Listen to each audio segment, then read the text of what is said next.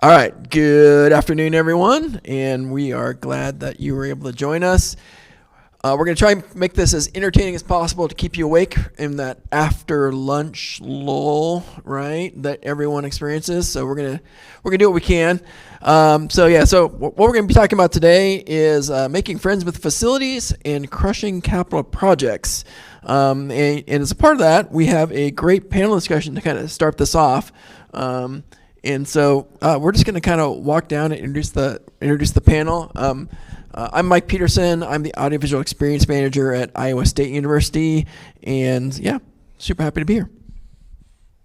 Introductions? Yeah. Lynn Solmon, campus facility electrician. Been here about 7 years. So I deal with the daily rigors of, why is my lights not working?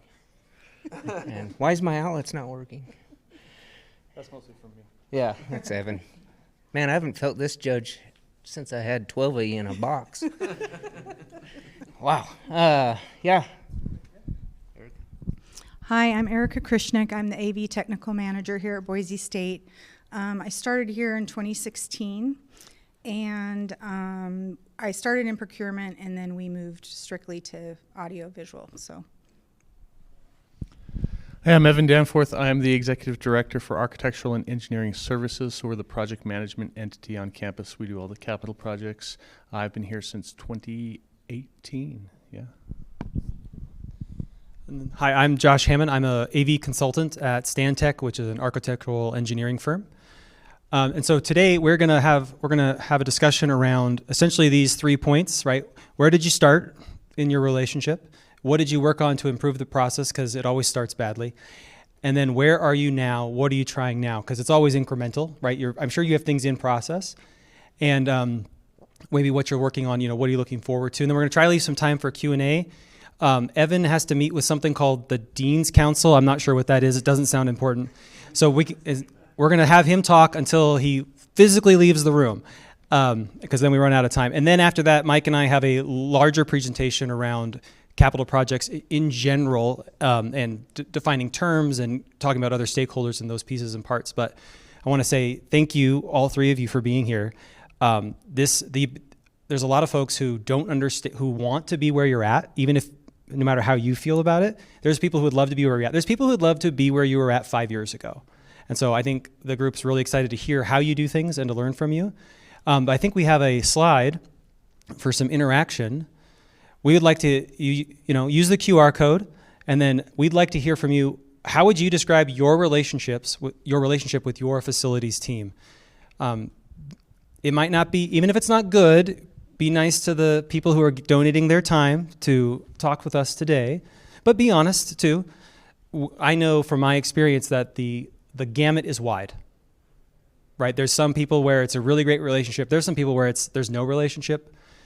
So, and as you start filling that out, the words will start coming up. And then while you guys are doing that, while you folks are doing that, I think I'd love to. Okay. I would love, who wants to start with the beginning of the story? When did the relationship start? What was that project like? Okay, great.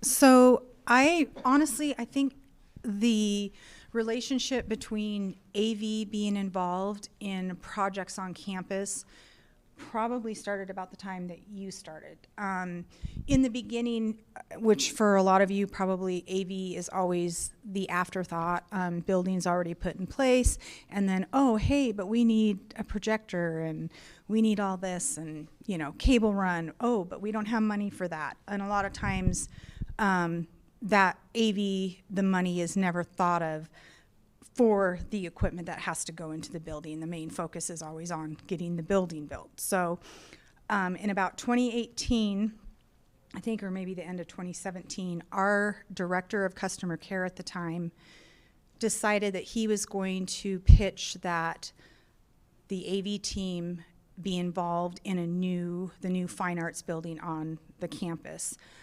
So brand new building from start to finish, and our AV team, which I'm proud to say that Matt Myers is here. He was part of our AV team back then. We really got to put our feedback in, and from, from the ground up, we were involved with that process of it. And Evan keeps us informed with meetings on what buildings on campus are coming up. Some are strictly where he feels they might just be OIT, pertaining to just OIT in general, and then overall what is going on campus. And so, and Lynn, we're always reaching out to our facilities for our requests for whenever we are needing power in these spaces. And we've learned, because there have been times where we've forgotten ourselves, and then we're reaching out to Lynn's team, and so he makes us a priority, which is always appreciated. So anyways, I think I will let you. to add to that? I think you did a pretty good job. But yeah, so for us, a lot of it stems from who pays for what, right? A lot of times we will get our funding solely from the state, and the state funding will not pay for FF&E, furniture, fixtures, and equipment, of which AV, parts and pieces of AV often fall in. But that's the only money we have. And then all of a sudden we don't have money to pay for this stuff. So we try to sneak it in, we try to sneak it into the contractor's scope or pull it out of the contractor's scope. Then we pull it out and who pays for it. And so there was a lot of last minute scrambling, I think, to get things in, and sometimes just putting off that hard conversation until you can't put it off any further. And I think the first thing that up there was semi non-existent. Yeah. And I think that was what it was for a long time. Like I would not have known who Erika was. I would not have known what she did. And so we put, I think, a lot of mutual effort to make a relationship that I think bears some pretty good fruit.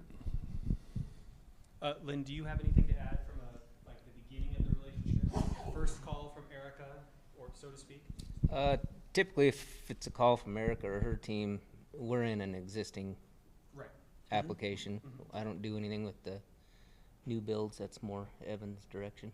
Okay. So the relationship started last minute, starting almost non-existent, and then you were struggling with budget. How did sure, I'd love to put an AV, but my budget is this, and it doesn't pay for that. What is that true today, or what have you done since then to get to a place where, because you have new buildings, you're always building new stuff, and I imagine they all have AV in them just about. So even with the state, even with that budget issue, what have you guys done to work together to figure that out? Because anybody here have a budget that's limited and not as much as you want it to be? Right. So how have you worked on that budget issue? Because if that budget issue hadn't been there initially, your relationship would have started off easier, smoother.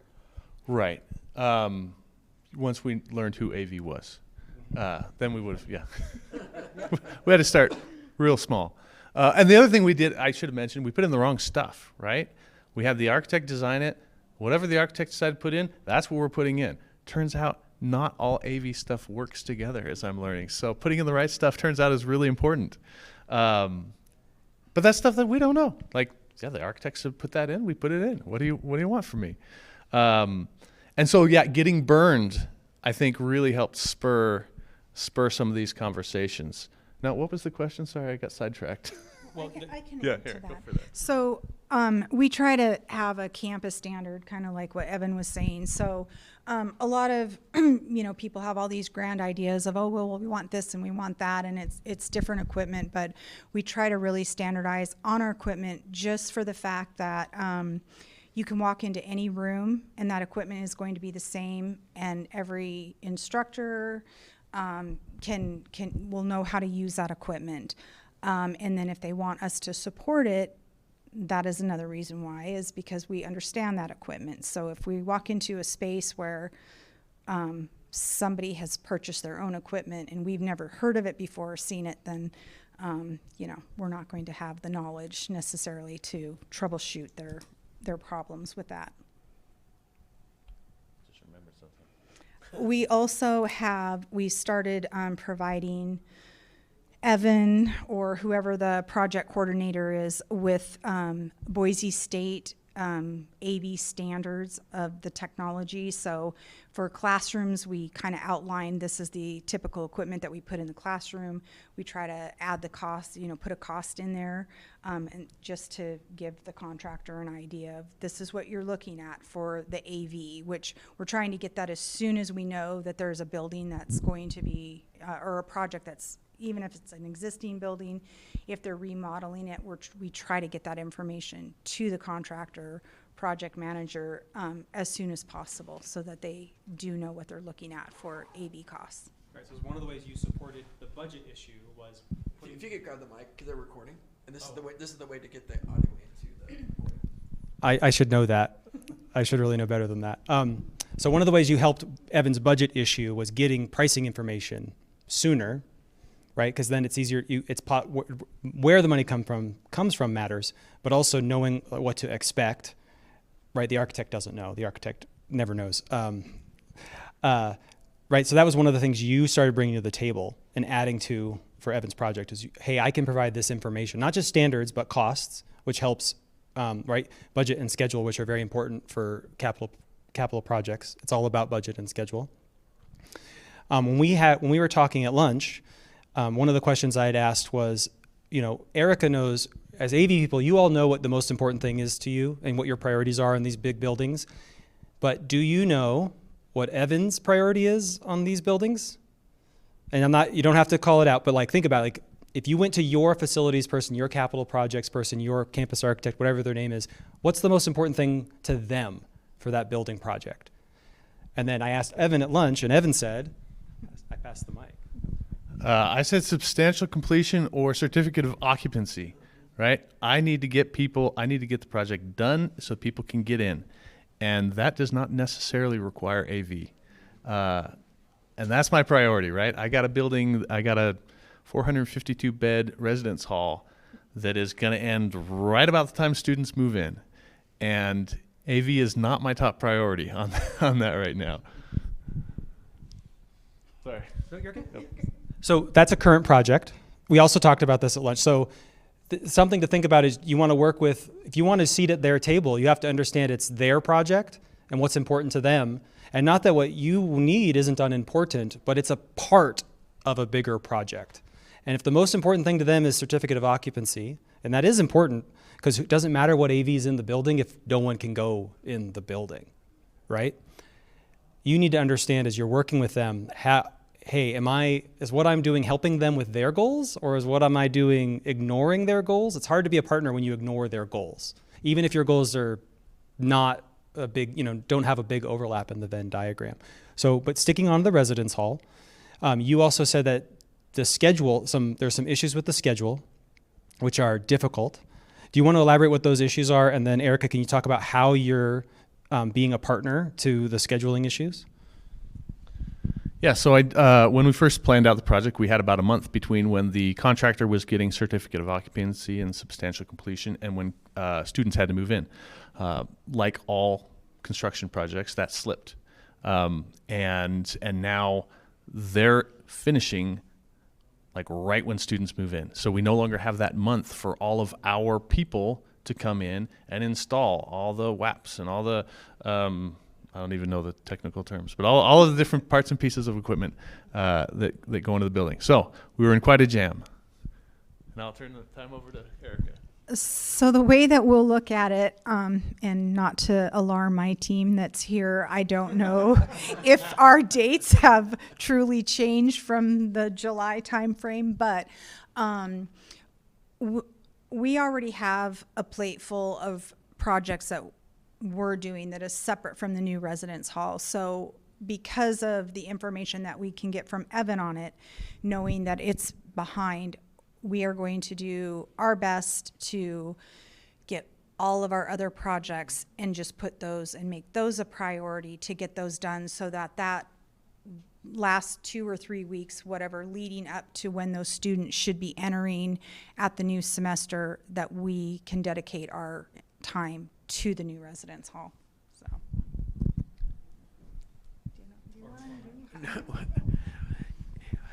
So I was curious. You mentioned that before this relationship, you were having some problems. Did you have a particular horror story that you would like to share with the group of before AV and facilities were coordinating? Here's how it went really, really wrong. It probably maybe before my time, where there might have been a horror story. I just know that we kind of always felt like, because we would interject and be like, hey, you need to do this now to get this building up. You didn't talk to us first. So we always kind of felt like we were, I don't know, the stepchild, I guess, in that situation. But I don't really have any horror stories about it. I don't know if you have from previous jobs. So the horror, we would usually push it onto the AV people. So, because we put in something, they just have to deal with it after the fact, right? Like we put in something, or we put in nothing, either way. But we have a building that's done, and now the AV people have to deal with it. So the horror stories, I think, really were probably our AV team now trying to figure out how to operate a building with whatever we put in, which we try not to do that anymore. Well, then I think that's an excellent segue to Lynn, right? If he's just getting certificate of occupancy, whatever happens, whatever that means for AV land, and then you're interjecting last minute, trying to bring it to standard or make it workable, because right now you have students and faculty who are like, what is this? Then that must have fallen to you, Lynn, some of the time, in terms of that there's no power there, or it's there, and that's cute, but it needs to be way over there. Do you have any like earlier stories of like, wow, because we couldn't get it done earlier, right? Thanks, work for you. Do you have anything in there you could share? I don't have any specifics, but it does occasionally happen on some of these new builds where it wasn't thought out or planned for, so or it got value engineered out.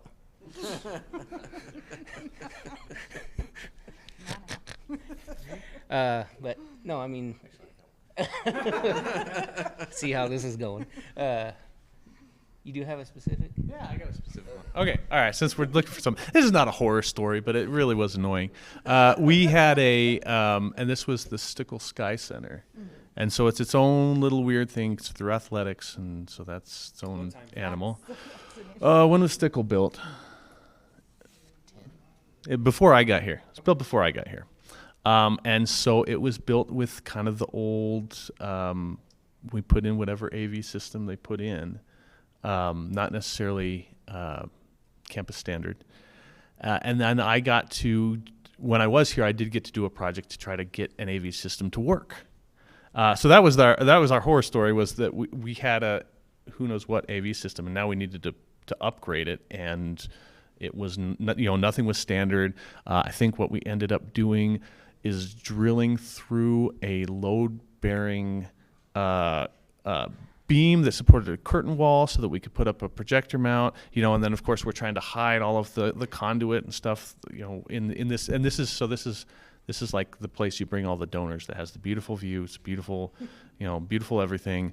And now we've got surface mounted nonsense and things drilled everywhere. And it's not that, we made it work, but it could have worked in the beginning if we'd kind of partnered and put together the right system.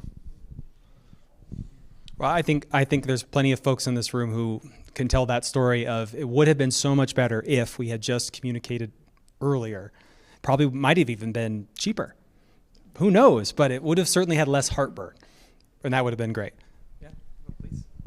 I think the problem with a lot of that, though, like at the Sky Center, when it was built versus now, isn't in the last 15 years, the technology has changed so much that nobody could have forethought that far enough ahead to even know how to cable that correctly. So, I mean, it's really probably it wasn't an overlook on anybody's part when it was designed, but the technology, as you all know, changes so rapidly that, so. Absolutely. Well, and this room's probably not old enough, but there was a time not that long ago in which AV didn't get put in most rooms in most buildings, right? The presentation setup was an overhead projector, which wasn't done, didn't need AV people for it. So it really has changed tremendously, even though it feels like it keeps changing faster, and I do think it is. We have to remember there was a zero time when you had AV in one room, maybe, like just in the Performing Arts Center. You didn't have it in every room. You didn't have VTC in every room, right? There's been a lot of change. So a lot of this communication that you're having and the growth you have had is part of the success and adoption of AV and technology over time. So we've talked about kind of where things were and your current project. Are there specific things that you guys have done to improve your communication, or right? What is kind of the work that you've had to learn? You've learned about AV, but what are there any like specific tips? Like, wow, once we started doing this, it really helped. Once we started, I've heard some people talk about meeting cadence, or we say communicate, but if you don't like the person, you're not excited to receive their communication. So you must have done something. You must have done things to build that relationship so that the communication is helpful, not a nuisance. Yeah. So what are some things that maybe things for people to take home and give a try at their institutions? I'll reply to you more, Josh, I promise. I'm so sorry. What?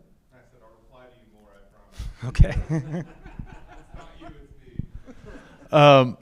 And that is, so I have a whole list of things that we've done, and I'll kind of read those off, but the big thing is the relationship, right? Because the tools you use are going to be different for everybody, but the relationship is key.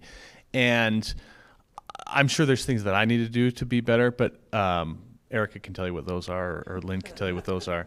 But for me, as far as the relationship goes, I need a partner who's willing to make the project successful. A lot of times we have campus standards and we want to do the campus standard, but we don't have enough money, or we don't have enough, whatever else. We don't have enough room. We don't have whatever we don't have. And someone to say, okay, well, let's see, how can we still make this work and make it campus standard-ish? I don't know, like how who's willing to kind of work with me to make this thing happen? So that kind of flexibility to make, I think, really helps the relationship. But I'll go through some of the things that we've done. So we have a bi-weekly meeting now that I have with OIT, and so OIT cabling and AV, and in that meeting, we go through all of the current projects, but the big thing that we've started doing is going through all of the projects that I just assigned to a project manager, just to say, hey guys, this is coming down the pipeline. Just know that it's out there, so that nobody's surprised. And then we try to go through and say, are you guys going to be involved in this? Hey, we're doing a new chiller. All right. Probably not a lot of AV, but maybe at least we need like a port so the chiller can connect to the backnet system, right? Like, and just make a note of that. And then we make a note of, hey, who should my project manager talk to about this? Hey, there's going to be some AV. They need to talk to Erika. There's going to be some OIT. They need to talk to Joel, or whoever it is. So that's a big one. Again, we have all of our projects in a system. We use Smartsheet, right? So at that meeting, we go through all our projects and we say, hey, anything we need to be aware of. I also have a project plan for my project managers, where it's basically a step-by-step kind of a checklist of, hey, these are all the things you need to do on your project. And I make sure there's a line item early on in the process for OIT and AV coordination. That's huge. Sorry, I could go all day. So I'll keep going. Budget. So the big thing is we've got to get budgets, right? We're putting together a budget. If we don't have money to pay for OIT, I need to know that right at the beginning so I can find someone who does have money, right? So the sooner we can get a budget and get an accurate budget is huge. So doing that, OFCI, that stands for owner, furnished, contractor, installed, but we'll have, we need to know who's installing what. Is this something that the owner is furnishing and then the contractor is installing, or is this something the contractor's furnishing, the owner's installing, or is the owner furnishing it and the owner installing it? Like, who's doing what? That kind of clarity. The sooner we have that information, the better. Man, do you want me to keep going? Campus standard, we can talk about campus standards. Campus standards is huge. Actually, making sure everybody knows what the campus standards are. They're readily available. We can get them out to the architects. But then guess what? Just because you did campus standards and I gave them to the architect does not mean that they're actually in the plans and specs. So then someone has to back check that and make sure that actually happened. And that's not anyone on my team because we don't know what we're looking at. So somebody on your team has to be willing to go in and actually look at the plans and specs and say, yep, they really did do what we told them to do. Keep going. Meetings, right? We try to invite people. Again, this is something we have a stakeholder contact list. So we try to say, who do we need to contact for landscaping? Who do we need to contact for cabling? Who do we need to contact for AV? Who do we need to contact for whatever else, right? So we have that list and we try to say, all right, these people should be at the kickoff meeting. These people should be at these people should review every set of drawings. These people should be at the pre-construction meeting. And we try to put that together so that our PMs know who to invite to what so that people don't get left out. I say all this as if we're doing it perfectly. We are not, but we're working on it. All right. I feel like I'm monopolizing the microphone. I just want to say that it does though start with your team. I mean, because finding out as soon as we can when there is a building or what the plans are for a new building, that helps us tremendously. And by having those meetings, and the open line of communication. And for us, I think one of the biggest things is once we know of a building or a project that's happening, to know who that PM is to go to. Because otherwise, I would be hitting you up with 1,000 emails, you know? So that is really helpful to have that. And we just kind of ran into a little snafu we have our emergency operations center, and they have plans to move into a different space. It's not a new space. It's getting, some construction done on it, but they had money for the building and for the furniture, but nothing for the AV. And our price was like $140,000 or something for AV, and then unfortunately we forgot that we needed a Cisco AV switch, and then I had to come back to him and say, yeah, I need like $9,000 more. And so I felt really bad because it was, we missed it on our side. So now they're trying to find $9,000 more.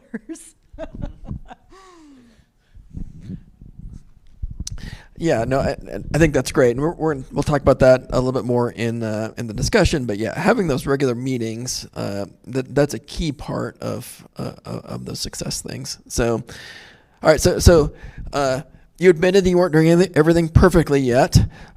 So what's to come, right? What do we want to? What steps are you hoping to take? What changes are you looking forward to ahead to improve the process, to improve coordination? Where can you make things better from here? I would say that, and I think that I try to have at least a couple people from my team be in on some of the meetings. But yeah, maybe making sure that it's just not my name that is on the meetings, just in case I'm not here or whatever. So, yeah. Back to Evan. Things that we're still working on, that we are, this thing with the residence hall. So basically what we're going to have happen, and it's kind of weird, is we're almost going to have Erika's team work almost as a subcontractor to the contractor, right? They're going to be coming in while the contractor's still working, which we're very grateful that they're willing to do that, to get their stuff in so that we can get things done by the time the students need to move in. That will probably happen more frequently. So what we really need from them is when they're talking about these AV packages, right, is give us more information so that we can fit it into our schedule properly. When it was at the very back end, that was fine, awesome, right? That's easy. But it can't be that way as much anymore. So we need to know when things have to fit in. For example, the OIT stuff, which is something I didn't think about, but makes real sense now. We have to have internet up and running, the network up and running in a building, before they get certificate of occupancy, because that operates all of the controls for the HVAC, all the building automation system controls, stuff like that. I don't know that stuff. I need people to tell me that stuff. When they can or need to fit in, what the durations might be, what the like the order of operations have to be. I gotta install this before I install that. Like, those are things that we just don't know. So really having an understanding of the schedule so we can really start piecing them in more is huge. Long lead items is enormous. That really happened, post-COVID, right? We had all these things that we thought we could get off the shelf in a few weeks, and it turns out, no, that's 6 months, right? Like, being aware of that stuff that we're not in the know, right, in the industry. Tariffs or other cost increases, right? Again, we don't know. We don't have the connection with the vendors. If you guys see that coming, say, hey, you got to order this before next week or it's going to be 15% more. There's just that stuff that we don't know. And we don't even know we don't know it. So that's where we need somebody to come tell us, and that's where you have to have that relationship so that people know who to tell what. All right, I got to stop bogarting this microphone. Well, you said that earlier, that the relationship's the most important thing. And then once there's the relationship, then the communication, the information becomes useful, and you can apply it to your project. Because a lot of that information you're wanting, this room is desperately wanting to give the you at their institution, right? They're wanting to say, these are our standards. They're wanting to say, but it'll cost X, Y, Z. Or they're wanting to say, like, that takes X amount of time. I think that's what a lot of folks want from a seat at the table, right? Is to give the information that he just said. I'm so grateful that I have that. But it started with the relationship. And that's stuff like, right, it's not just going to meetings, but it's also being a productive partner and, like, I'm glad to be here, right? I'm glad to be on the team. Not just, I can't believe why are we talking about this? Or how dare you? Sometimes we AV people can be a little arrogant. Maybe that's just me. Maybe nobody else suffers from, I think I'm smarter than everybody, and why didn't you know better? Right, well, you are, Mike. Like I said, it's me. But that's not a good relationship builder when you show up and say, you did this wrong, I could have done this better, right? That doesn't make your Evan say, oh, great, thank you. This is awesome feedback. I'm so glad you shared that with me. I love being wrong, and I would love for you to work more with you now that you've told me I'm a bad person. So I think that relationship's really key. So before we do let Evan run away, you've got 35 minutes according to my watch. I want to take a moment. Are there questions you would like to ask? Right, here we go.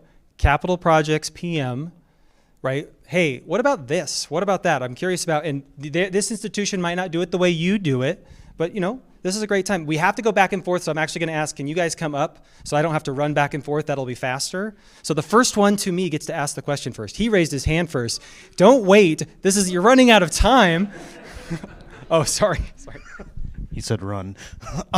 So my question is kind of to your idea of, the main goal being completing the project, which, obviously that's important. And I can see with something like a residency building, yeah, AV isn't necessarily like every one of those kids is going to be fine if a TV in their room doesn't work. But how do you then justify that if it was a teaching building where, the main goal of a university is to teach students, and if you're not giving you don't have the correct tools or the tools at all for your instructors, like completing that building, just saying the project's done, isn't going to mean much. So how are you justifying that idea? We started off with a softball. Here you go. No, that's good, because that is the problem. Because remember, the horror story I may get chewed out at some point, but the it doesn't land on my desk first, right? So if I don't get the AV right, but it's project's done, that is now the instructor's problem and Lynn's problem and Erika's problem to then fix it. And it doesn't feel immediately like it's my problem. Doesn't mean it's not. It doesn't mean it's a good thing. And so that's where catching. I guess that's where you can develop that relationship. You can say, hey, no, you don't. I don't think you understand. Evan, it won't work. They won't be able to teach. If their podium isn't hooked up correctly, they won't be able to teach. Your thing will not be done. And you can say that as lovingly and nicely as possible. But if you can get that to your version of Evan and get him to understand that, he'll be much more willing to, because we want it successful, right? He'll be much more willing to, or a successful project. So he'll be much more willing to say, okay, well, tell me what I do need to do to get this done, right? I think that's if you can say it gently enough to soothe my ego, that can be kind of your opening pitch for, hey, we need to build this relationship. Well, and your capital projects person, they might have a totally different answer. They might not even say the same ultimate priority. They might say something different. But if you don't know what their priority is, right, you're going to continue to have this big disconnect. Because it's not, right, like you said, it's not that your point is invalid, because it is valid. But if the reality is their priority is something different and you don't know that, it's just going to be tougher to get started. Because how can you not see the importance of the teachers being able to teach? Well, in reality, he's going to move on to the next project or whatever it is at your institution, and that's good. That's part of you knowing and working on that relationship. Hey, Doug, how's it going? All right, thanks, Josh. Just a bit of an observation, a couple observations. One of them is that, and I think I put it up there, but it all got scrambled, is that a good project brings us all together. And that is something that I've learned at my campus at Oakland. I actually learned that when I worked at Portland State too, because if you get that relationship with the PM, with that facilities group, anything is possible. And I feel that on my current campus, Oakland University, it's generational. Is that when I started a project in 2019, I didn't finish with the same project manager. I got blessed. I got a person who would call me at 10 o'clock at night if he had a question or wanted me to know something. He's the guy that came up with $117,000 2 months ago to finish my GrizzFlex classrooms because he had budget he needed to spend, and he didn't want to give it back to the state of Michigan. He wanted to make sure we didn't give him a dime, and I'm like, I am totally on board with that. And that's the type of relationship that I had worked so hard at my previous job at Portland State to develop. And it wasn't until a generational change of project managers at the school that I'm at now, Oakland in Michigan, that we can do that now. And, you know, it's almost like the sky's the limit because you got people who care and have a better understanding of what our challenges are in the AV classroom world and the AV install world. So, you know, I applaud you all for what you do. This great school, I've been to 3 Northwest Met conferences here, and each time it's a new and exciting place to come to. So thank all of you. Do you want to respond? I think we had another question. This is probably more for Erika, but it might have Evan because it's finances. How do you approach your replacement cycles, and do you forecast that out 5-10 years? And I guess whoever's delivering those funds, what are they looking for from you in order to make sure that funding's available for the future? So our classrooms are pretty much on a 7-year cycle, and to be honest, I get told from the higher ups of what my budget is for classroom technology. So we will look at like, okay, these classrooms, they're all scheduled, you know, for a revamp, and we'll just, you know, maybe there's 13 classrooms that are up for that 7-year. Well, we may not have the budget to do all 13, but we're gonna, you know, try our best to get it done. So that's just kind of how our cycle is with, and we have conference rooms because we manage the classrooms and conference rooms, and our conference rooms are kind of the same way. So it's about every 7 years that we revamp them. So, but the money comes from higher up. So, I don't know. Yeah, any other questions from the audience? Come on up. Hi, how's everyone? Thank you for your content. I guess this is a question mostly for Erika. You said that your prior director, or your boss at the time, was the one that approached facilities with, you know, let's involve AV. What I'm struggling with, and what I'd like to know in your experience, is who was the key listener in that context, in the sense of, Was it the facilities person? Was it a provostial person saying, yes, listen to them? Was it a finance person saying, you two work together? Because now that facilities knows that AV is alive and we exist, we're trying to build that relationship, but we don't have anyone saying, yes, you two connect. And that's what we're trying to do. We've had a recent success, so I feel like we're trying to build on our success and say, hey, remember us on that last project? That kind of worked. Let's work again. But we don't have that higher level person saying, you two work together. And I'm curious what your experience was for that. Well, I think what happened is when we had our first project with our fine arts building, the university realized that they could save a lot of money having our internal AV team do the installation, purchase the equipment. And from there, we just became more involved. So I think it was a lot of the folks that are on the classroom committee working together with A&E services and facilities that they came to that realization after a couple of the buildings went up on campus instead of using external, I guess, installers for AV. So.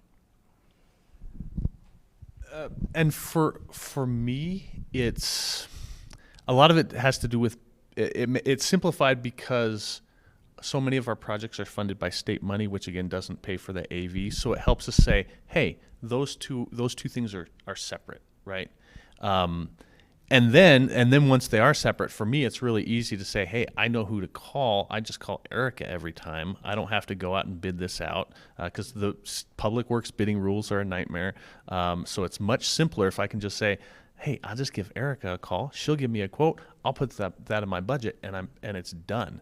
So I think if you can find the person who has to build the budgets and deal with bidding that stuff out and show them how much easier their life will be if you do that, that's kind of, again, maybe some of your pitch, right?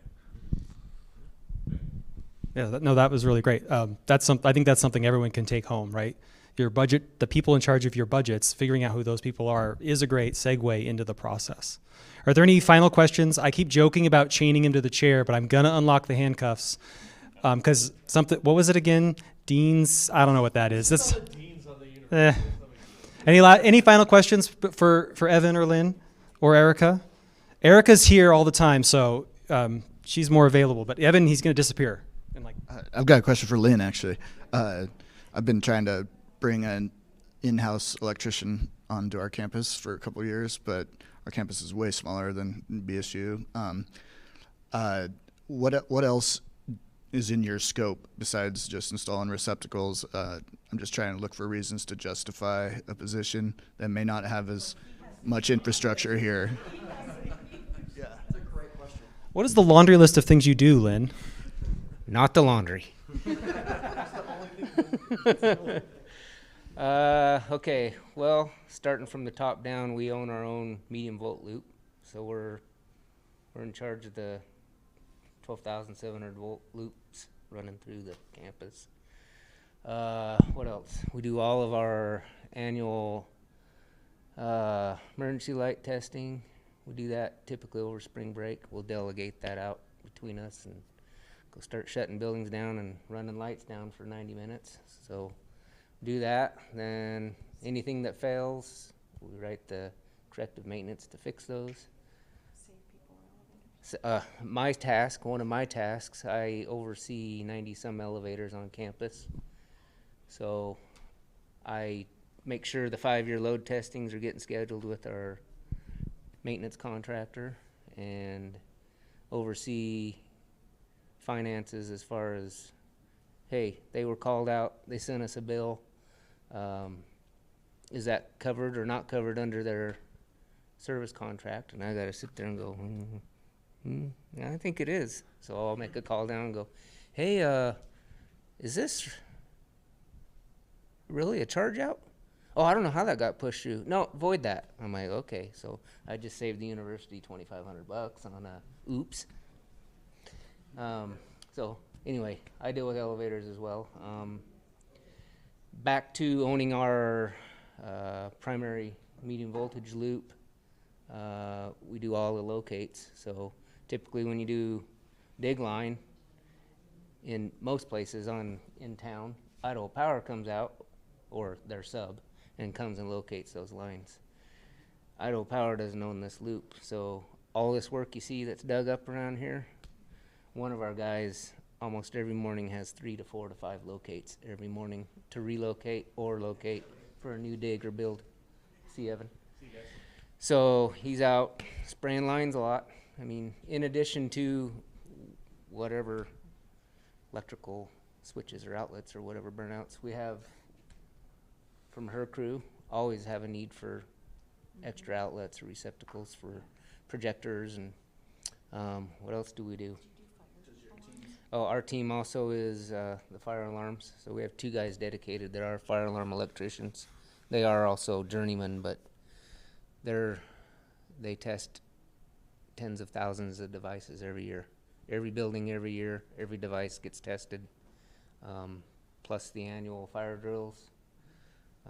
Anytime there's a project going on and they change out a RTU on the top of the building, there's more than likely smoke detection in there, and they got to coordinate that because the guy up there working on the rooftop cuts the wire. It's going to send the whole building, it's going to evac.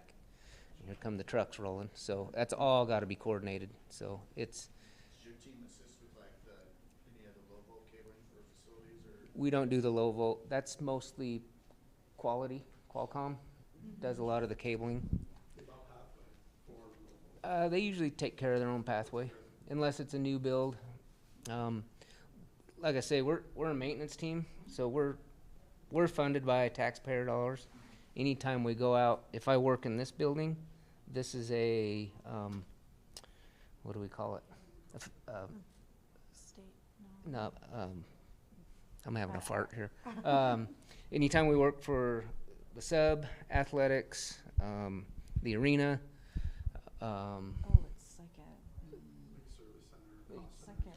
or housing. Yeah, they're outside entities, so they're bringing money in, or the parking garages, they're bringing money in. So anytime we go assist with them, we actually have to bill them, get the money back, because I'm paid for by tax dollars. So anything extra. So, I mean, there's so many loopholes we got to jump through as far as, we'll see if we can just go over and take care of that. But should we? Well, but we just try to make it run here. There's so many things. What else do we do? Do all our infrared scanning. We have about a 3-year cycle on all of our panels on campus. Thousands. Gear rooms. Every building's got anywhere from 1,500 to 6,000 amp services. I mean, so we go in every 3 years and we do all our infrared scanning on the panels, look for hot spots, get it notated. A lot of that's insurance driven. So, but that's all part of it. So, yeah, not only fixes, but preventative actions. So, yeah. Everything but the laundry. No laundry. Okay. Well, thank you. You need a dude or two. There you go. So Evan had to leave for that minor meeting that really didn't seem that important. But if we could take a moment and say thank you to Erika and Lynn, we're going to transition to, like, we've deep dived into how we do it at how it's done at BSU. Now we're going to kind of zoom out and talk about more generally the processes of construction and working with capital projects. But if we could give a round of applause to 2/3 of our panel, I really appreciate it. Thanks, gentlemen. Thank you. So there you go. There you go. We'll just click on. So for the next part, like I said, we're going to kind of zoom out. And because not every institution does things the same way. Some of the things they did won't work for you, but there are there's stuff to try. But I think it's universal that it's about the relationships first, then it's about the communication, and then it's kind of about tools, tech, and those things, which is kind of weird for us in AV because we're the tools and tech people, right? We judge ourselves by circuits that work and resolution and that kind of thing. But as we heard from capital projects, that matters, but it's not as high of a priority for them. Yep. All right, can I hand off to you? Yep, absolutely. All right, so agenda for the remainder of our time here, the presentation side. We're going to do a little bit deeper introduction of us. I'm going to give a couple of shameless plugs, and I'm going to present a cautionary tale. Our horror story that we can talk about. We're going to talk about just generically, okay, how do you befriend your facilities teams and associated people? What can you give them, right? Gifts, we'll say, that you can present to them. In a not literal way, but in a figurative way, and then we're going to wrap it up then with kind of some keys to successful capital projects, which is will be a sum up of what we've talked about above that, and then we'll end with a success story, right? So we start with a horror story, we'll kind of end with a success story, and then we'll hopefully have some time for Q&A along the way. All right, so as I said earlier, briefly, my name is Mike Pedersen. I'm the Audiovisual Experience Manager at Iowa State University. I work in IT services. That's how we report up through. I would consider myself an in-house integrator, hashtag in-house integrator, in that we do a large portion of the installation, integration, programming, all of that in-house. We don't, so we do outsource some, and we'll talk about that later, about how that is. Actually, that's wrong. I'm in my 7th year at Iowa State University. I need to update that slide. And prior to that, I had 19 years at an audiovisual integrator called Mech9 Corporation. It's a local Iowa company, but they're very big. They do stuff all over the world. I'm very involved with a lot of different things. Been involved with Higher Education Technology Managers Alliance. These are old slides. I did not get this update. I apologize. I meant to do this, but I'm no longer with them as a board member, but have been heavily involved with them early on. Higher Ed AV Media. I've been a columnist for them. Our team won the AV Team of the Year in 2023. ETC, I am now on the board of directors for ETC. I am on the program committee and on the membership committee with them as well. With AVIXA, I'm very involved with AVIXA as well. I was 2018 CTS Holder of the Year with AVIXA. On the membership committee and the CTS renewal committee with AVIXA as well. Let's just quick about Iowa State University, public land grant university, founded in 1858. Our enrollment is about 30,000, just over. 10 schools and colleges, 100 majors. One of our claims to fame is that the first electronic digital computer was invented at Iowa State University in 1942, and it's located in beautiful Ames, Iowa. It's a great little town. It often shows up in the best college towns list. It's just a great little place. So, and I need the mic. I don't actually need the clicker. I have to follow all of that. Hi, I'm Josh. I'm not nearly as impressive, but I am here. I work at a company called Stantec, which is an architectural engineering firm. I'm the US West AV team leader. So I have the big AV team at Stantec. I'm a hashtag consultant because you were hashtag in-house integrator. This is my 3rd Northwest Met, and I love this conference. I was telling people it's not quite the same, but I like it better than Infocom just because of the community, right? There's bells and whistles and toys at Infocom. That's pretty awesome. I'm not lying, but I like hanging out here. This is a great group of people. So if you're newer, shameless plug, come back. It gets better and better. And then Stantec is the company I work for. They are a global leader in sustainable engineering, architecture, and environmental consulting. We are the largest architectural engineering firm in North America now because we just bought Page. There's about 500 employees in the buildings group, which I'm part of. So that's architects, engineers, specialties. Does Stantec do such and such? Probably, right? Do you need an ice rink designer? We have one. Do you need someone who just does sports lighting? We have one. Do you need a historical architect who specializes in colonial architecture? Yes, we have one. And then we were actually #1 in university building design in 2023, I found out as I was trying to fill out these slides and not pale in comparison to Mike here. All right, it's your turn. Shameless plugs. I'll hold the clicker if you're all right. Yep, absolutely. Yep, some shameless plugs here. So first shameless plug I want to make is for an org called Educational Technology Collaborative. You may have formerly known it as CCUMC. They rebranded about 3 years ago. It's really heavily on professional and leadership development. As the name would suggest. Very, very collaborative group.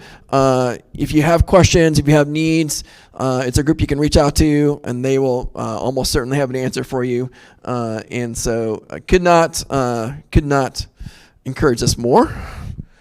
And they do have an annual conference, and so I would like to really plug the annual conference. Actually, we hosted this at Iowa State last fall. Next fall, it will be at NC State in Raleigh in October, mid-October there, you see. So encourage you to get that on your calendar. Plan to come to Raleigh. It's a beautiful campus. We got to tour it, and so could not encourage you more to go to NC State in the fall and see what they're up to. And then, of course, HETMA. If you're not familiar with HETMA, it's the Higher Education Technology Managers Alliance. Their primary focus is advocacy within the greater pro audiovisual industry. So they're trying. HETMA is trying to ensure that manufacturers are thinking of the needs of higher ed, creating products and services that are going to be best suited for us.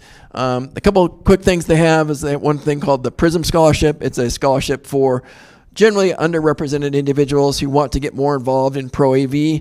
As a part of that scholarship, the winners get everything that they need to study for and take the CTS certification exam. They get a mentor assigned to them for the year, and they get a free, all-expense paid trip to Infocom to attend as a part of that. HETMA Approved program is a program where manufacturers can send hardware in. Somebody within higher ed audiovisual will evaluate the product, and it will, they will decide, hey, is it worthy? Is it good for the use within higher education? And if so, that bit piece product will get HETMA approved, and it'll get the HETMA approved logo, and so then you know for sure that it's a good product to be used in higher ed. All right, cautionary tale. All right, so let's go. So we put together a building a few years back, the ISU Student Innovation Center. It was a new building, opened in 2020. That's about 140,000 square feet. So here's what was interesting about this. So the detailed design work for this particular building occurred in 2016 to 2017. Iowa State University, in wisdom at the moment, laid off all of the senior AV staff, pretty much actually all the AV staff, hired two mid-level technicians back, and they were going to outsource all that to outside contractors. And that went about as badly as you can imagine it went. But this was happening right in the midst of when this building was being designed and considered. In addition, they didn't have any in-house AV people, but they also didn't choose an AV contractor at the same time as the general contractor. So there was literally no AV insight giving into this building whatsoever. And it's a student innovation center. You would think that there should be a little technology involved in that name. And it gets worse. The building was designed by committee. There was no particular unit. We're going to build an innovation center. This is going to be great. So the AV needs were, no room ownership. Did not know who owns this room. What are they going to do with it? None of that was even decided yet. And so, they did have a consultant, right? That was trying to do some AV design, but they had zero insight whatsoever about how the building was going to be used, what rooms were going to be done with what. So they just threw some really, really basic AV systems in there. Did not think about any kind of infrastructure for current and future technologies. So as a result of that, extreme lack of vision led to extreme underfunding of AV in the initial plans. All right, so, final room owners were still being decided 2 full years after they were breaking ground. And then, of course, once the room owners were decided, they wanted different AV in their rooms, rightfully so. So there we go. So we are then, so I joined in 2018 at the university, and so I inherited this mess. And so we were trying to get this fixed. But all these changes then led to multiple levels of approval, which then led to delays. And then finally, when they said, okay, yeah, we're going to make this infrastructure changes that we need to support the new AV that we've decided that we're going to put in, so then we're in there. they're knocking out fully painted walls to put in new conduits behind the walls, and it was a disaster, right? And so, I estimated it probably cost the university about $200,000 in infrastructure change orders to get the infrastructure in place that we needed for that building. I think many of you have stories like this, maybe not of this magnitude, but I want to go back to what Evan said a little bit ago. Now, we're at Boise State. It didn't happen, this is at Iowa State. But there, Evan, he doesn't care about that $200,000 because he got his building open, or she got their building open. Does the $200,000 matter to the institution? Oh, yeah. Someone's upset. But just to understand that those early 2017 people doing that design work, making things cheap, they were doing their job of getting the building open and controlling their budget. Now, I'm not saying that was the right choice, but just to understand that they were doing things based on their priorities, and that's how they got here. And because of how their priorities are set up, this will happen again unless changes get made, right? This horror story will repeat because of how the pain gets doled out. Like he said, it was really powerful, I think, when he said, right, that problem isn't my problem. That's his real life, right? That was straight from the nice person's mouth. And that's good to know, because that's part of the reason these things happen. Because I think anyone could walk away from this story and go, how could any institution justify wasting $200,000? Well, that's because the way things are set up, the person who started that waste that pain never goes back to them. The pain goes somewhere else and they go on to the next project. It's not great, it's not perfect, but don't overlook it. It's probably somewhere in your system. Yeah. Oh, so You want me to go back? go back. Oh no. Okay, so yep. No, go forward. Yep. Go forward. Go forward. Okay. So. Yep. All right. So now we're just gonna talk quickly about how to make friends. So, all right. So some of this is actually pretty straightforward and basic, right? And some of this is is the stating the obvious, Captain Obvious, right? So, first thing you need to do is build some trust and respect, right? And this is earned and not just granted by default, right? And so there are some things, of course, that you can do, and this is obvious in any relationship, not just with your facilities team. But one thing you need to do is show up, right? You need to be there. You need to be aware. And so just showing up is a big part of actually doing what you want to do there. And then when you say you're going to do something, you do that, right? You do what you say you're going to do. And then the third thing here, and this is what we talked about briefly in the panel discussion too, is you need to keep their interests in mind, right? They have their own agenda, they have their own interests, they have their own needs and requirements, and you want to be making sure that you're also thinking about that as a part of being a good partner, a good relationship. Keep their interests in mind. So as we're starting to build this relationship with facilities teams, these are just some key bits. So, one of the things you need to do also as you're starting to get build a better relationship with your facilities team is to know who the players are. So in higher education capital construction projects, well, and other places, you need to understand who the players are. So this is a pretty good list, but not comprehensive by any means, right? So the end users are certainly a player, and that was a big problem with that Student Innovation Center, is that the end users weren't really identified, right? Who was using what rooms. So it's really important to identify who the end users are going to be and engage them as a part of the process. Of course, you have your campus facilities team. Now, in the UK, they call them their estates team. And I've been a proponent here in the United States. Hey, that's such a better term. Can we call our facilities teams estates teams anyway? Doesn't that sound so much cooler? So I think we should be working on getting them to be called the estates team. But you should get to know them, right? Your campus IT and AV team, that's probably where you sit, but you're certainly you're a player in this. You have the AEC designers and consultants. If you're not familiar with what AEC stands for, it's Architecture, Engineering, and Construction. And they are a very active participant in almost every capital project. You're going to have some AEC consultants involved. You may have a separate AV designer and consultant. They may actually be part of the AEC, depending upon how the project rolls, or it may be separated. You're going to have a general contractor, of course. This is the person who's putting the building together. And again, you may have an AV integrator, and that may be you. In our case, we might be the AV integrator, or you may have an outside AV integrator. So you got to know who the players are. Do you want to add anything there? No, it's a great list. Okay. So I'm actually taking I'm working on a master's of engineering and engineering management degree right now.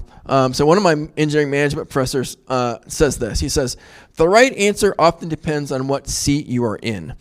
And this is just a matter of perspective, right? You have to make sure that you're trying to keep other people's interests and perspectives in mind. The right answer from Evan's perspective is open the building, right? Get occupancy. That's the right answer from his seat, right? The right answer from Erika's seat is have AV that's functional in that building when it opens, right? That's the right answer from her seat. But you just need to make sure that you understand what the perspective is from everyone on that list, from their seat, what is the right answer, and just keep that in mind.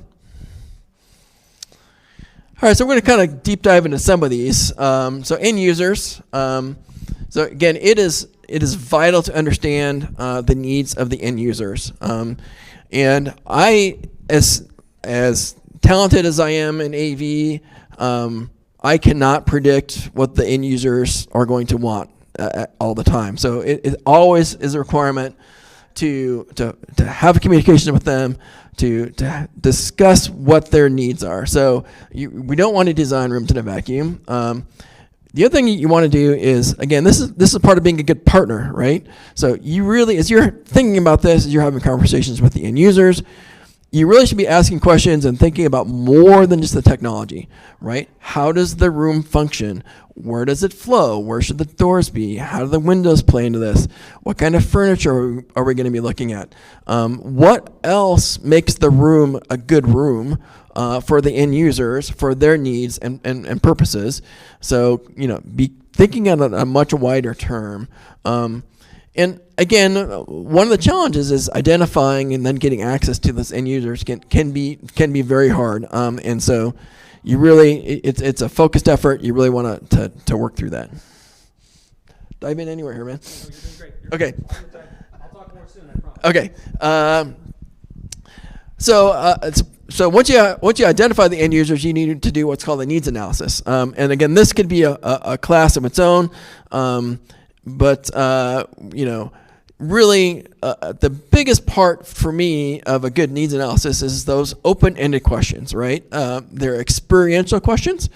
So like a couple of questions that I ask is this. From the time a person enters this room until the time they leave, what should they have experienced? You had a different take on that same question, right? I asked them to tell me like a story of a day in the life and walk me through it, because invariably in their head they'll say, well, I need a projector or whatever. But when they tell you the story of the day in the life, you discover, oh, they think there's 3 control panels in this room, one in the back, one in the front, and one in the rack or wherever. But the non-technical people need to tell a story. And so just walk me through. When the faculty person enters, what do? Do they come up and log in? Do they come up and plug in? Do they come up and scan a code? Because if you have them tell the story, you'll discover a lot of, oh, you expect a lectern. Oh, you expect a really big, whatever it is. But whereas if you ask them for a gear list, you'll get some of it. Some of it might even be right. But a day in the life, I find it to be very helpful, because that's outside of just classrooms, right? Because a day in life in a multi-purpose room is going to be very different, because you might need 3 or 4 day in the lives, that kind of thing. Yeah, absolutely. Absolutely. The other question I ask is, looking back a year from now, how would you determine if the space was successful or not? You really want them to be thinking about what success looked like in that space, because that's going to help them think through some things. Now, he mentioned this, and I'll mention it again. If they start talking specifics, you need to stop them, and then you need to refocus them back toward workflow and functionality. Okay, so you meet with the end user. It's like, well, yeah, I want a projector and I want an HDMI connection. If they're at that point, I'm going to gently and politely stop them and say, okay, that's great, but let's talk about workflow. How do you want to use the room, right? What's going to happen in this room? Who's going to be involved in this room, and what are their needs to get out of this room? So you really want to get them back to workflow and functionality if they start talking tech. I think so. Going back to our panel, this is the needs are about the future, and where your question about in a year, think about a year from day one. What's success look like? Understand that some of your partners, this doesn't matter to them. It's not on their radar because they've finished their project and they moved on to the end. And I'm not picking on Evans specifically. There's other folks like that you'll run into that's not in their equation. But it should definitely be in yours. You thinking about it is good and right. Keep doing that. But just realize that for other people that they've moved on. Their next thing is I just want to do the next project better. And in a sense, there is no looking back, or at least not looking back the way we do. Last year when we were at OSU for this conference, right, we went to their Learning Innovation Center, which I didn't design, but Stantec helped do the AV design for. It's 8 years old now, so of course, we have all kinds of ideas about, I wanted to know. Now that you've done it once, if you did it again, what would you do next this time? And it was things where I was like, I'm kind of glad I didn't design this because that's embarrassing, we missed. But that's real life, right? We need to care about the future. Just realize that some of your folks are not as oriented towards the future. They're oriented towards done. Yeah. I think ready for the next one? Yep. All right. Facility teams, those people. Yep. So campus facilities teams, right? So of course, that's a big part of the discussion today is how do we build a relationship with them. So one of the things I would strongly encourage you to do is to focus on project managers and construction managers, right? And offer to help, because look, the fact of the matter is they got a lot of stuff on their plate. They got a lot of different things that they're trying to manage, and so what you want to do is you want to go in and say, hey, can I help you with this or that? Hey, can I help you can I help you prepare a request for proposal for an AV contractor? Hey, can I help you prepare some facilities details for this? Can I help you? What can I do? What can I help you with this on this project, right? One of the things that you can also do that really makes them happy is to provide them standards, right? They talked a lot about standards here in the panel discussion. Certainly written standards are vital. We're going to talk about that here in a minute. But also drawings are worth 1,000 words. It's 100% true. And so absolutely you want to be thinking about what kind of drawings are going to make their life easier as well. So one of the things I talked about in this, which was fantastic, and I'm glad they set this up, is that they do a meeting every 2 weeks, right? That's fantastic, right? If you can't, at the very least, though, I'd encourage you to at least start with a recurring monthly meeting with your facilities folks, right? So set up that meeting. It should be the PMs and construction managers. So yes, the manager of project management is a part of those meetings, but when we have it, all the individual project managers also join that monthly meeting, as many of them as can, right? And so we're going through, reviewing the current and upcoming capital projects. They talked about doing that too. Then this is your opportunity to ask if there are any AV needs or other IT needs in these capital projects. And then, then you're finding out about these capital projects, right? So the next step is to ask and get invited to the actual specific project review meetings, because they're going to be reviewing these projects on an ongoing basis. So one of the things that you're going to want to do is get invited to the table as a specific project beginning to have its project review meetings. Try and get invited to be a part of the table there as part of that goes. So really get these meetings going. Yeah, why don't you dive into this one? So as a consultant, I find one of the big barriers between like the folks in the room and the Evans and the Lynns is there's like a knowledge, not a knowledge gap, a vocabulary gap. And that causes some unnecessary heartache because they're doing a project the way they've been doing projects for honestly over 100 years. And the in-house folks don't do projects the same way. And so they say all these terms, and then you either don't know that you don't know, or you don't want to say that you don't know, and that's fine. But I wanted to take just a few minutes and go over some of these key terms. And the first part is actually, this is the time frame for projects. That projects are built according to phases. Yours might be slightly different, or they might use slightly different terminology, but there is almost always some sort of programming or concept phase. And that's the like, we want a building that kind of does this, and they'll make something called a massing diagram. And they'll decide, oh, well, to house 10,000 students, we'll need a building that's X square feet, and we've already picked the land, so it'll be 7 stories tall, but that'll be it. There won't be any details about room sizes or number of rooms. They're just getting, let's program the concept of what they want. And they'll use that to get pricing information to then get budgets approved. So this can happen years before a shovel hits the ground. Then things will move on to called schematic design. This will have some drawings. We'll get more detailed architectural drawings, but this is where they're starting to make decisions around this room will have so many medium classrooms. This building will have so many auditoriums or multi-purpose rooms, or none of these rooms, depending on the building type.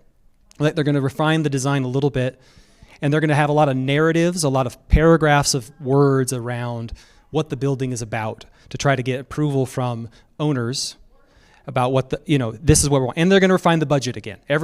Getting the budget figured out along the way is really important because this takes a long time and prices change on stuff like all the time. It's really frustrating. We move on to design development or DD. More drawings happen.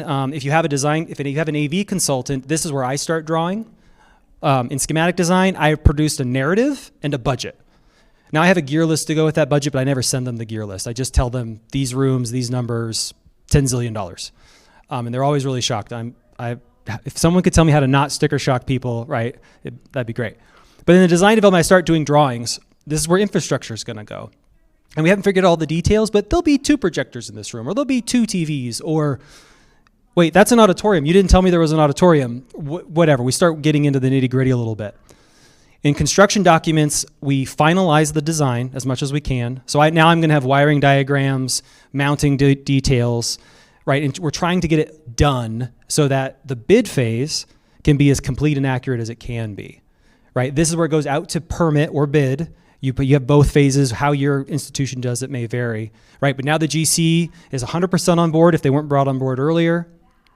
The AV integrator hopefully gets brought on board, and it goes to bid. Bidding gets figured out.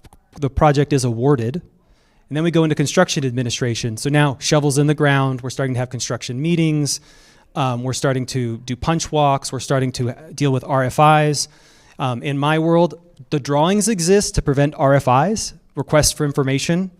My drawings are there so the contractor doesn't have to ask me any questions. That's never going to happen in real life, but that's what I tell my team. You have drawn this in a way that necessitates a question. Don't draw in a way that necessitates a question, because you have to then answer it. Just answer it on the drawings the first time. And then coordination. Evan and Erika talked about it a little bit. Coordination is how the quality of your coordination is how Erika gets judged on her projects with Evan and Lynn. Because coordination is the process where multiple trades work it out. And it almost always, it should have documentation, even if it's just meeting minutes or hey, thanks for the call. To recap, we decided, this, that, and the other thing. But coordination is, I'd like a projector there. And I'd like power. Oh yeah, and I'd like data. And I'd like a ceiling box with a 1-inch conduit to accessible ceiling, or whatever I need, because the AV integrator is not going to install power or data or any of that conduit. I need other people to do that. And then that's going to go back. And then, wherever my rack is, dear mechanical people, I'm going to produce 22,000 BTUs per hour of heat. Please deal with that, right? They need to know that. They're never going to know on their own. And if I don't have that heat dealt with, all that beautiful expensive equipment that caused sticker shock earlier will melt or stop working. So coordination is a big part of how you do well. That's how you're going to get judged in construction and projects with capital projects. Now, what's interesting about that is I said earlier, we talked about the $200,000 overage. How can you justify opening a building that doesn't have AV in it? If you get to done, from their perspective, that lack of coordination doesn't matter. But if you're involved in the project and the coordination's not there, you'll never hear that's the basis of your bad relationship, is that poor coordination. So when people talk about coordination, it's a big deal to them. And part of that means you need to know what you need to know, and you need to know who you go to talk to, but you also it's a little bit of taking care of yourself, it's a little bit of taking care of them. Because electrical wants to know you want the power there. Mechanical wants to know that you're generating that heat, but they don't know unless someone tells them. They're not going to go out looking for me or for you to go tell them. And then finally, change orders. I think we all know what those things are, but I think it's important for you to know how they play at your institution, because you can have $200,000 in infrastructure change orders and not have that be your seat, not get you a seat at the table. They just think that is business as usual. And then suddenly you need a $9,000 switch, which was, I want to say it was 7% of her overall budget and was probably 3% of the construction budget. And she's worried about asking for it. Because, right, when you ask for money, you all know Certain times it's no big deal, and at certain times it is the end of the world that you need $215, right? But knowing where you fit in that and where the change orders fit in your project will relieve a lot of heartburn for your PMs and your construction managers.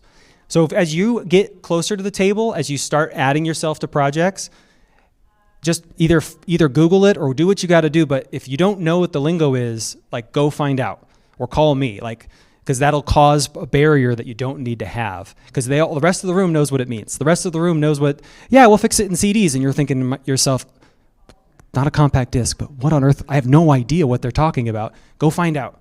Don't let that create a barrier for your building that relationship. Do you want to add anything to this part? All right, then there's the processes.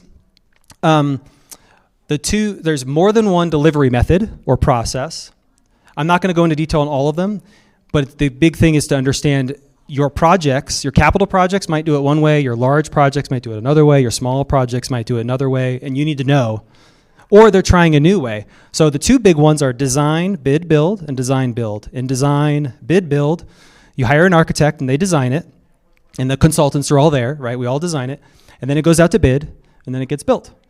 Well, some folks really are liking this newer thing called design build, where the contractor gets brought on early in design, and then some of them do the design work. So your integrators, a lot of your integrators that you're partnered with, they want to do design build, or they do design build, right? When you skip the consulting side, so to speak, and have it done, the design is done by the contractor. The two are very different. Neither one is necessarily better than the other. The industry really likes design build because they pay attention to costs earlier in the process. It's pretty classic for design bid build. For us to design something, and it costs twice as much as whatever the budget was, so it goes out to bid and then it just never gets built. Like, that's a classic story, and that's what drove people to be like, this is dumb. Why are we spending this money if we're not going to build the thing in the end? Why don't we get there faster? So that's where design build is coming from. But then what happens is the design build brings an electrical contractor on board super early, and they don't want to bring an integrator on board yet, so they still hire me. So whatever. Progressive design build is the same as design build, except everybody gets rehired every phase. So everyone's on board for SD, and that's it. You don't have the whole project, you have schematic design. And then at the end of schematic design, we're going to decide if we're going to progress the project to the next phase or not. Again, it's trying to figure out the cost component, because these are 10 million, 100 million. These are really big projects with a bunch of money attached to them. And it's really hard to start in 2016 and try to guess what it'll cost in 2020 dollars.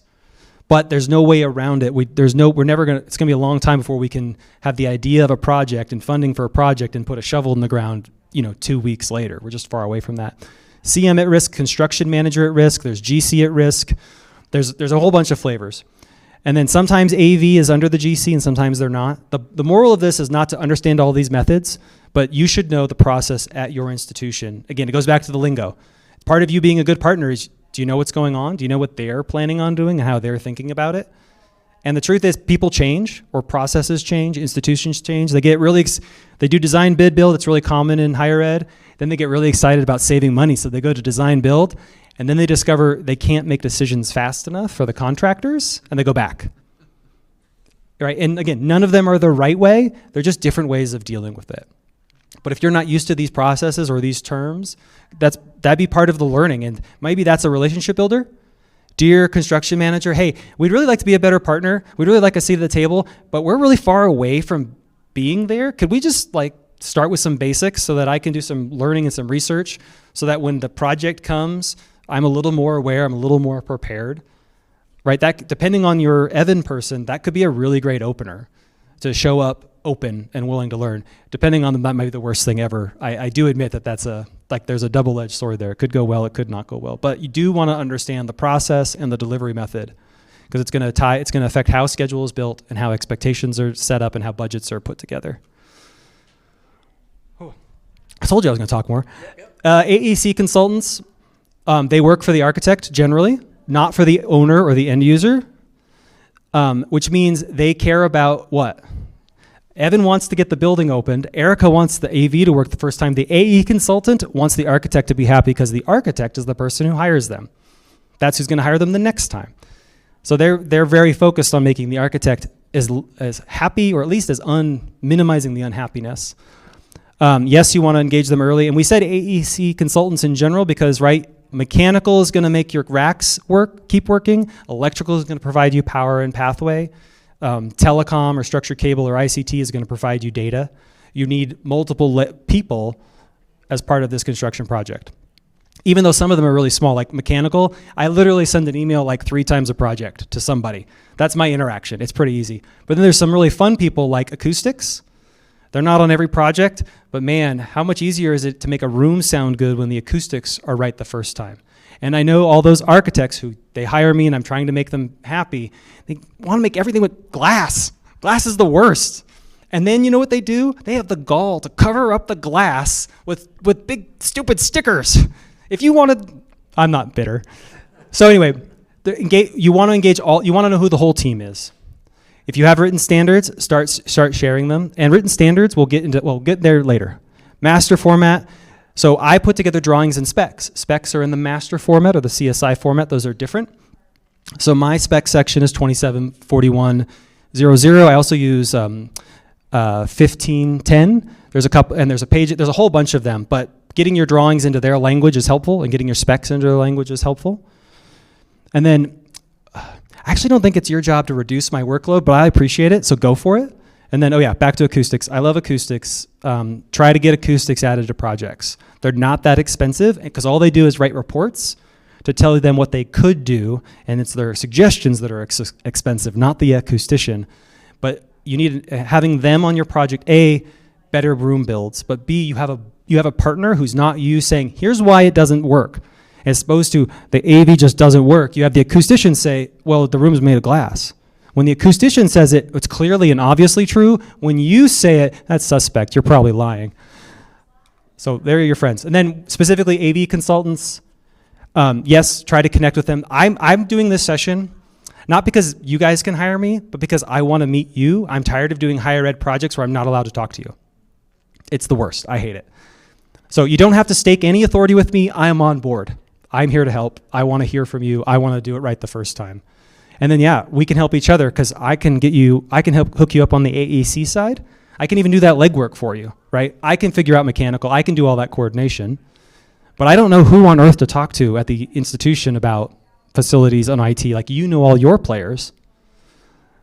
And then, please. Yep.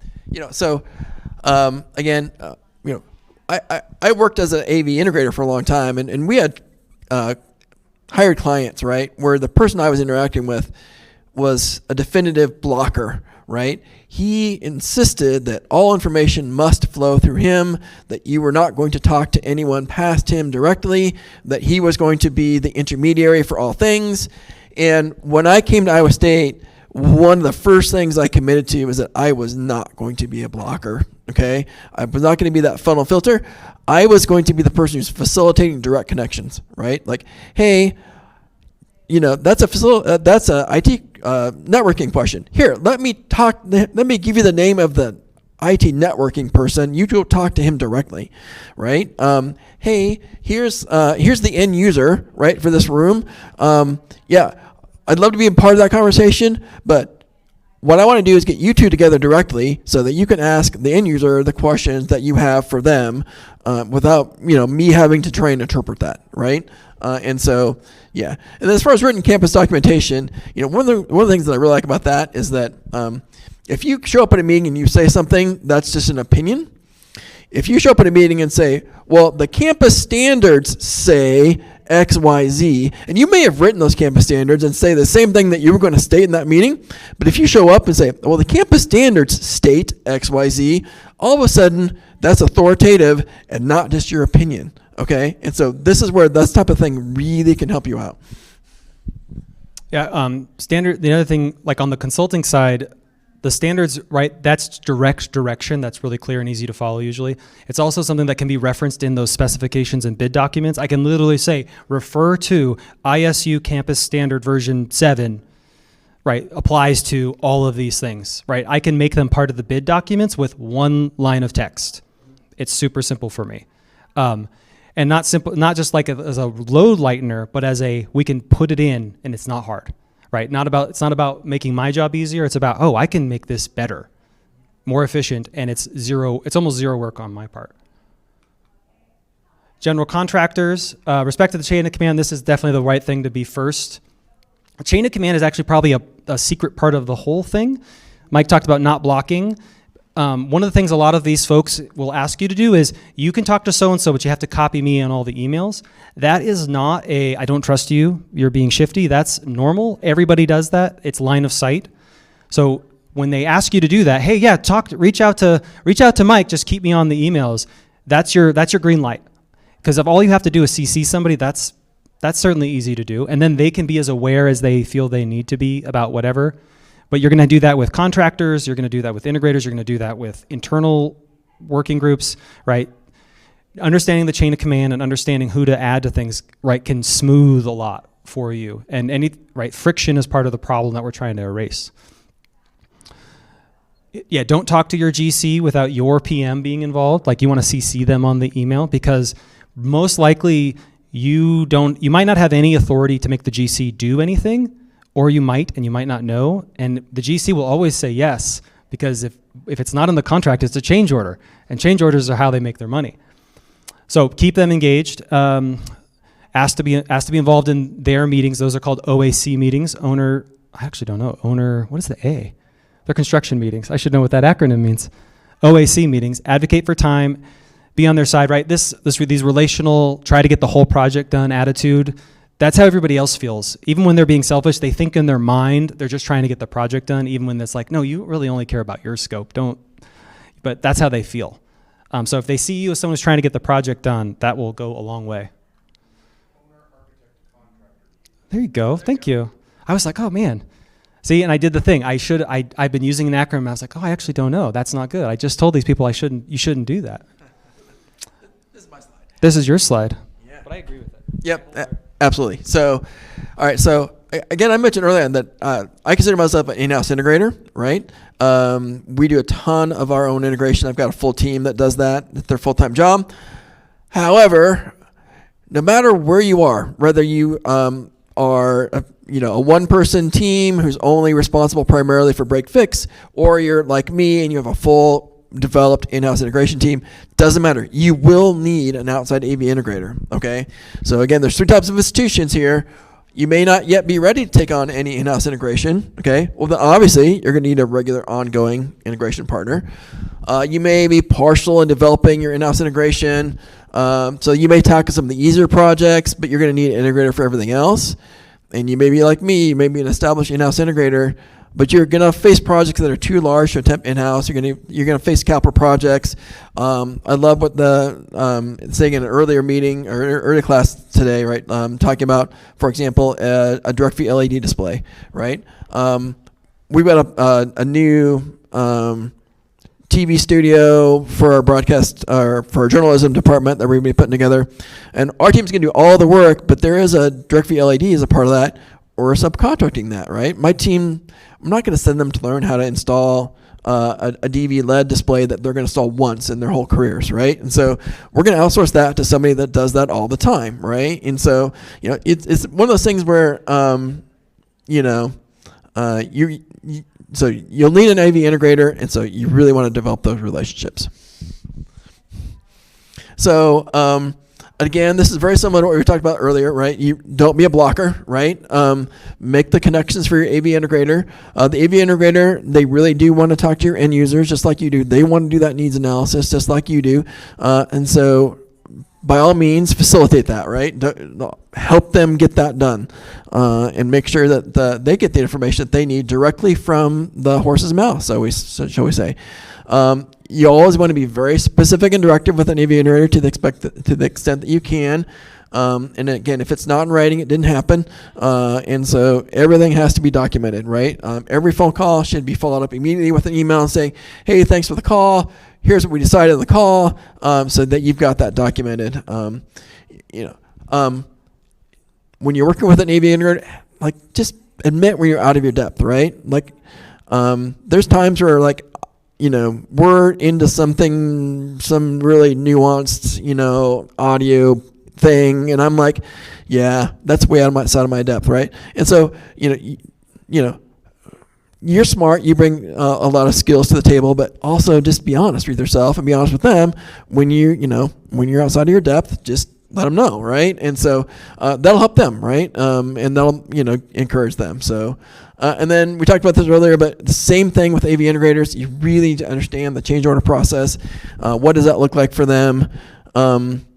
Is it how formal is it or informal is it, right? Like you said, for some people, you talk to your AV integrator and say, hey, can you do this instead? And you might think it's a small thing, right? A small change, but to them, that's a change, right? And so you need to understand what the integrator that you're working for. Like I know, our primary integrator, there's a lot of things that I say, hey, can you just do this? And they're not going to change order me for it, right? But I know that because we've established that as a part of the relationship. But you need to understand that with them. You want to document any decisions, any changes, especially if it involves money or schedule, or a lack of money or a lack of schedule. And it's not like I wish Jimmy from AVI was here. Like, it's not to getting on them. It is part of the process because it's them figuring out their jobs and who's coming where and where their labor needs to be and how much labor they need.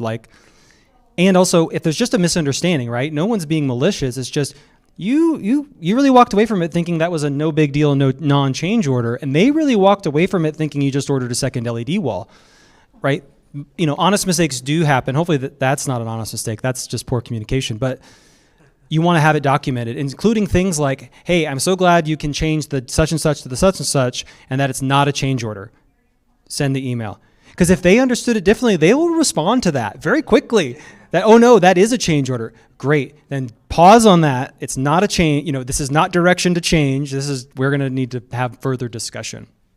Because some things are easy and some things are not, and you don't always know what they're going to want when they need to be one or the other. You don't always have authority to approve a change order. And even if you do have authority, right, your PM's going to want to know, depending on where that budget comes from, or your boss is going to want to know, depending on where that budget comes from. So it's just about communication, not about they're out to get you. Especially the bigger ones, they're out there to make money, but they're not really out here to screw a bunch of schools, because it's not like you guys are swimming in cash for them to enjoy. So it's not about that. It's just about clear communication and documentation, which is a really important part of the whole AEC process. It's all about documentation, which is about not getting litigated. Oh, gifts. Gifts, yes. Gifts are friends. Okay, so we've kind of talked around this, so we're going to go through these pretty quickly.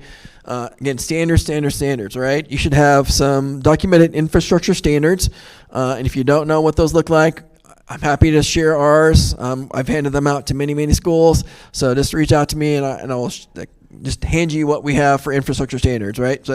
So these are standards that kind of talk about what do you need behind things, right? What do you need for power, conduits, raceway?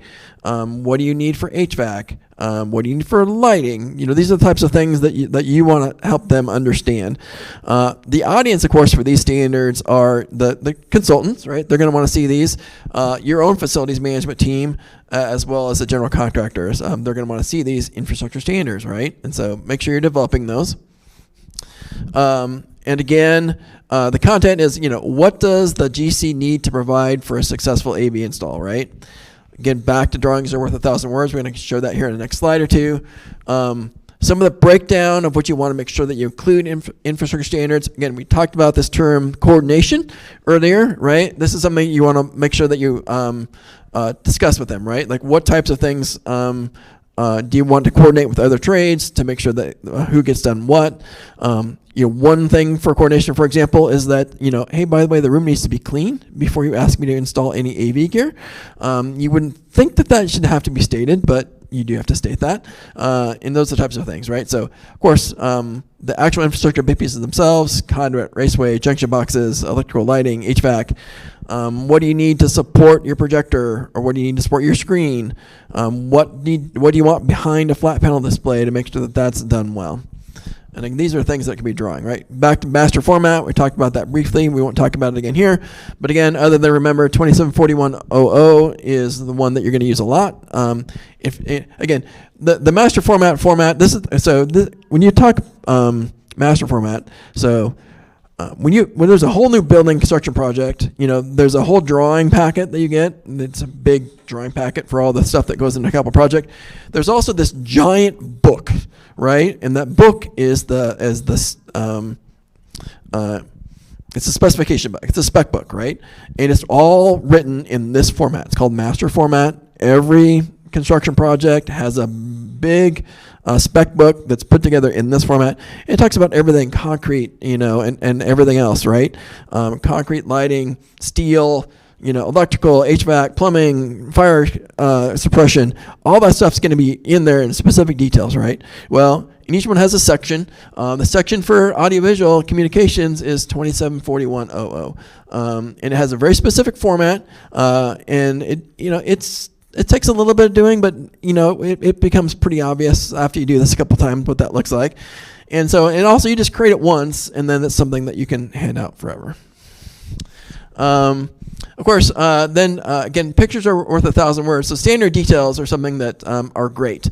Make sure that one of the things that standard details does, it endears you to everyone, right? Because, hey, the consultants, this is great. I know exactly what you're looking for. Hey, contractors, oh, this is great. I know exactly what you're looking for. The AV integrator says, oh, great. I know what I'm getting. I know what I'm going to be dealing with when I get there. Creating these types of details makes everyone happy. Some of the details that we've made sure that we've created, flat panel display mounting, what does that look like? What do you want from a projector mounting perspective? What do you want from a screen mounting perspective? What do you need behind a rack location? To the extent possible, do them in AutoCAD, or at least get them converted to an AutoCAD format so that you can hand it to the consultants and the architects in the format that they're looking for, right? And then, I always provide both the DWG file, the AutoCAD file, as well as the PDF copies of these so that it's easy for everyone to use. So here's just a couple of examples. These are some of our campus standard details. This is a standard detail for what goes behind a flat panel display. Again, detail is the key word here, right? Because we're talking, I'm showing, okay, well, we're going to use this chief back box, right? Here's the specific part number. Hey, I need conduits down here for a courtesy network jack. I need some down here for an AV connection for flat panel display or for like an HDMI connection. Hey, I need power, by the way. Power is going to run through this, and I want an extra power outlet down here below for courtesy use. And so just kind of going through those details to talk about everything that you need with regards to putting up a flat panel. Oh, backer board. Hey, I need I need some extra wood backing in this area to make install go easier. So those types of things that you want to put on here. This is another version of that. This is like a dual monitor setup.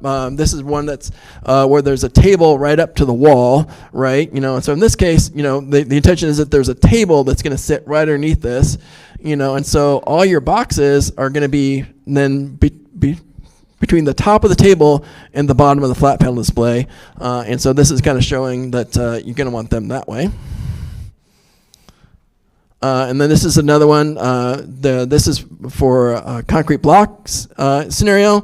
Here's what we need if it's going to go under a concrete block wall. By the way, if you're not familiar with this is a cool box from FSR that basically replaces a standard concrete block size with a box, right? For a back box for a display. Makes that real easy. So. Projector mounting, here's what we need for projector mounting. We need unistrut, we need this thread rod, we need them this location. I need a conduit for the screen control. I need a different conduit that's going back to where the rack is for control from that perspective, and those types of things. Yep. So if you're looking at all this and you're super impressed, you should be. But if you're looking at all this and be like, wow. The best part about all this documentation is you just need to get started somewhere. If your current campus standards that you submit next time are, we like, insert manufacturer name here, we never use, insert other manufacturer here. If that's all you start with, great. You have started. You are giving, because I can't tell you how many, he said don't design in a vacuum, which is true. I've designed in a vacuum. And I pick the nemesis by accident. Not because I mean to, but because, I'll use so-and-so. And then I picked the one wrong one. If I'd picked any other one, that would have been better. But I didn't know. And so your standards can start very simply. With these standards, the key is to say what you care about, and you don't need to say what you don't care about. And so get as detailed as you need at your institution. If you don't need to call out conduit, then don't, but you will get the smallest possible conduit. But that might be fine depending on your application. And it depends. It depends on what you need. One of the things like I see here is I don't see, and maybe because you don't care or it doesn't fit the situation, but if it's for screens with case widths of such and such and such and such, do you want to call out the height from the bottom to the floor? It'd be a question. It'd be a question I'd ask. Now, that doesn't mean this is wrong. It's a question of, oh, well, that's important. Maybe it's not a standard where it's always the same, but we all know we care about, right, how low those screens get at the end of the day. But anyway, just start with documentation. Just start. And then build on it with the next project and the next project. Mike will send you his, steal his, and use it in the way that works best for you. Don't let the beauty and the majesty of all this stop you from starting. Just start.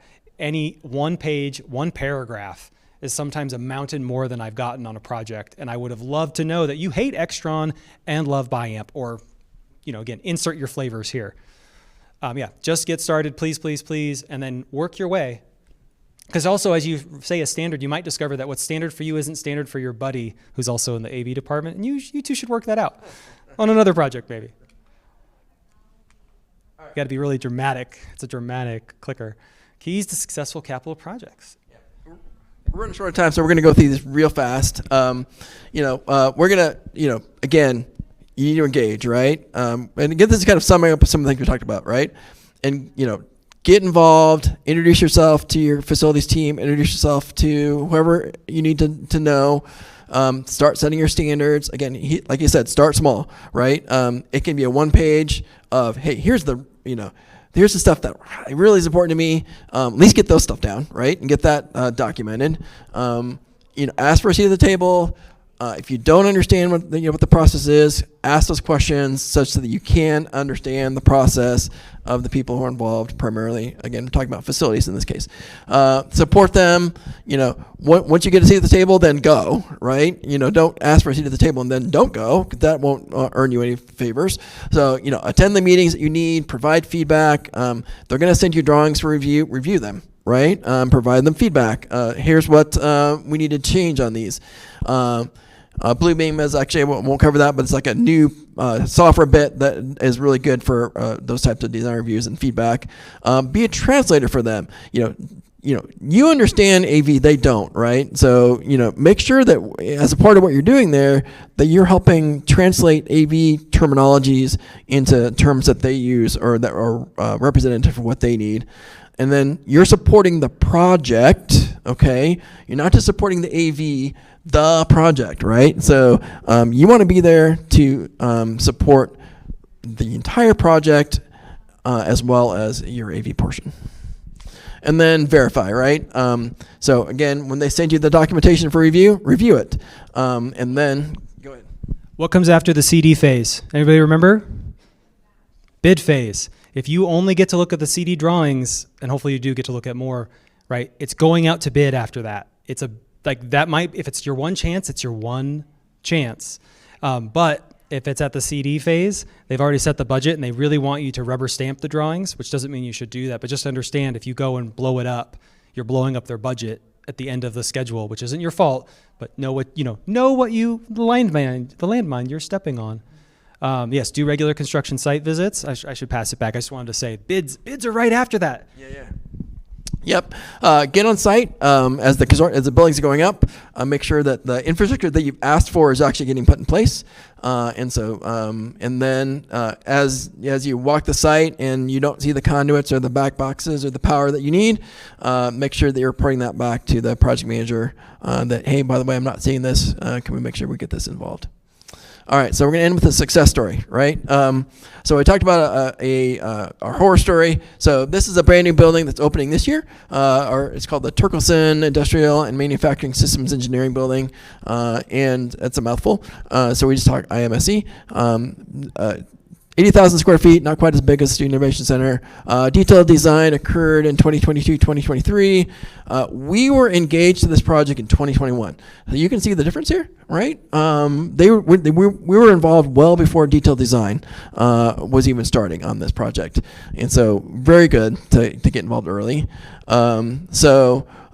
We had in-house experts involved from very early. Part of the early programming and schematic design is what they might call a room data sheet, where they it's kind of a one-pager for each room in the building that kind of talks about what what's in the room, just some highlights of the room. Well, we're making sure that we're getting AV details, even at that point, into the room data sheets, right? Because of the epic failure of Student Innovation Center, was kind of the impetus toward improving all the relationships. So by this point, we had a very strong relationship with the facility project managers, PM, and construction managers. For us, FP&M is facilities planning and management, right? So our facilities team. So the same PM for this building was the PM for the Student Innovation Center. And so she saw how bad it went. So she and I are thick as thieves now, and we're able to work through those things. So, and then the AV infrastructure details that we had written were included in the construction drawings. So when you see the detail that you provided them in AutoCAD format, put back to you in the official construction drawings, verbatim, exactly how you sent them to you sent them to them, then you're winning, right? Because this is now done just exactly to how you want it. And again, back to making their job easier, they loved me for this because these are the types of details that the architects and we're going to need to draw up anyway. And so I just saved them the time, right? I just handed them the details, and then they just included them. We've been forcing stakeholder meetings, right? As far as knowing who the end customers are. There were some rooms that were kind of, the end owners weren't clear. So we were kind of forcing that issue. It's like, hey, we need to make sure we know who the owners are so that we can get there. And so we were getting that done. And then, as a part of that, infrastructure was being done right the first time. All right. We made it through. Yes, thank you for being here. Any final questions we can answer in the 2 minutes that or the 10 minutes are already over? Yeah, go ahead. So on specifications, AV changes so quickly. What sort of cadence do you recommend for updating those specifications? How detailed do you get? Mm-hmm. Models? Yep. They get discontinued really quick. Yep. What do you recommend? Yep. I refer to AV specifications as a living document. Like they change all the time, right? So you should annually, at least annually, you should do a deep dive through AV standards and make sure that they're all the same. But it's one of those things where if I know this model is discontinued and we're ordering another one, while I'm trying to, it doesn't always happen, but while I'm thinking about it, it takes me 30 seconds to go in, open that Word document, change that one part number, save and close, right? And so what you really want to do is try and get into that habit, but that doesn't happen. So that's why you do these annual reviews, at least in my opinion, to do detailed design review. There was this presentation 5 years ago when I got promoted into my role, and I was that person sitting in the meeting not knowing what anyone was talking about. Right. Question for you at Iowa. What's your scope of how far do your standards reach in what you designed and support for the campus? General purpose classrooms, conference rooms, event centers, department rooms? Yep. So the standards are pretty learning space heavy, but not not solely that, right? There are certain aspects of AV that are going to apply no matter what you want, right? There's certain with regards to, like for example, control systems always going to be Extron for us. We're an Extron campus, right? So that's the standard for any type of build, any type of room. It's going to be Extron control systems because that's what we support, right? So there are some standards there, but I've taught a whole class just on developing in-house standards. We have ours kind of broken down into 4 standards. We've got what we call our institutional standards. That's pretty broad.